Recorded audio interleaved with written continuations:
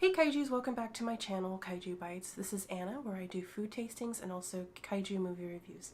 Today we're actually going to do a review of Ghidorah, the three-headed monster.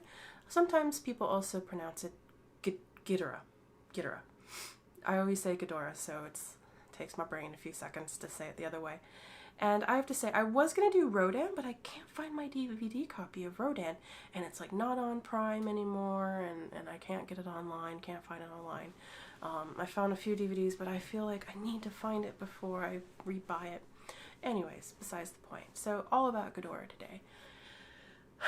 I have to say, this is probably one of my favorite movies in the entire lineup, and I don't know, I've always enjoyed this movie. I think the human, a lot of people critique the Godzilla stories about not having a good human element, but I feel like the human story in this is actually rather intriguing, and of course there's a lot of monster action. And so I think it just has the best of both worlds, and also you get the introduction of one of the most iconic kaijus besides Godzilla himself, King Ghidorah. And I don't know, I feel like this movie is pretty rock solid in all the elements. So it starts off, there's this princess, and she's played by Akito, oh god, I'm gonna butcher her name, Wakabayashi, and she was like a Bond girl. She actually also was in another kaiju film by Toho, I can't remember its name, Dago? I think it's Dago. I haven't seen that movie. I should probably watch it too if I can find it. And I have to say, she was actually one of my favorite characters in this entire story. I feel like her acting abilities, she went from being a princess to kind of a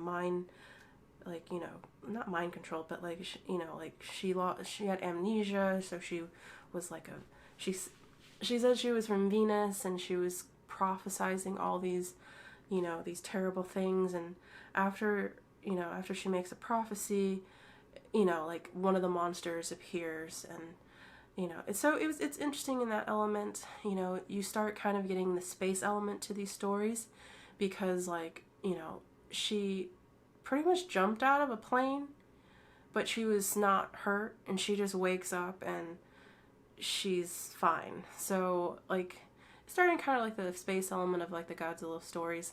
And I don't know, I really enjoy the human element. You have a cop and his sister that are trying to help her out. They know she's a princess. You have these henchmen who tried to kill her.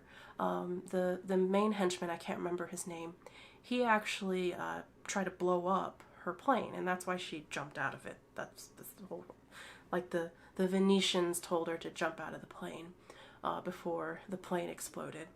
And so that you have that kind of side plot, and I don't know, I just feel like the human element's pretty good in this story. The monsters are awesome. You have four of your most iconic kaijus in forever, just period. You have Mothra as a baby, a larva, and then you have Godzilla, and then you have Rodan, and then and then we're introduced to King Ghidorah. I like this movie. I love it, and I really have no complaints. Even the side plot stories of the people, to me, are fun. I think it's a great movie to try I think if you're trying to introduce a friend to a Godzilla film, this is actually not a bad movie to start off with. You have a good story, you have, monster action, so it's not you're where's the monsters? 3/4 way in. They kind of tease you with each monster, and then you have Mothra trying to play, delegate, and then it's funny, I love it, because, the twins, the Mothra twins, they're the translators, because Mothra can talk to all of the monsters, and Mothra's you guys need to stop fighting, there's a new enemy, and Rodan and Godzilla are we don't give a crap, we hate the humans, and so it's Mothra's just fine, I'll go fight them, and then Mothra gets her poor little larvae butt kicked by King Ghidorah, and then Godzilla and Rodan are oh no you don't you be messing with our little larvae. And they all tag team on Ghidorah, And I have to say, it's like really kind of amusing. But it was like, to me, I'm like, oh no, Mothra is like, meow. Like she's being like electrocuted into the air. And I'm just like, oh no. Everybody's like, oh no. Oh, no, you didn't. No, you didn't. No. Because it's pretty saddening to see Mothra get electrocuted. But, because Mothra's so tonight. Like, she's just like, I'm gonna go fight. I don't care. I'm gonna save Earth. So, you know, and finally, like, once, like, they all join up, you know, they have some pretty, like, funny scenes of, like, Mothra riding Rodan and, like, you know, like, spitting her caterpillar, you know, stuff at Ghidorah. And, you know, and then Godzilla, and just, like, you know, it's awesome. I love it. I have so much fun with this movie. So yeah, so, you know, I'm gonna be completely just biased. I'm just gonna give it a 5 out of 5 because I love this movie. And so yeah, so yes, that's it. That's all I have to say. Oh, kaiju designs. Kaiju designs, awesome. You know, I like, I mean, Ghidorah just, I'm going to touch on Ghidorah and Rodan because I've already kind of done a Mothra review, and I've done, you know, several Godzilla reviews.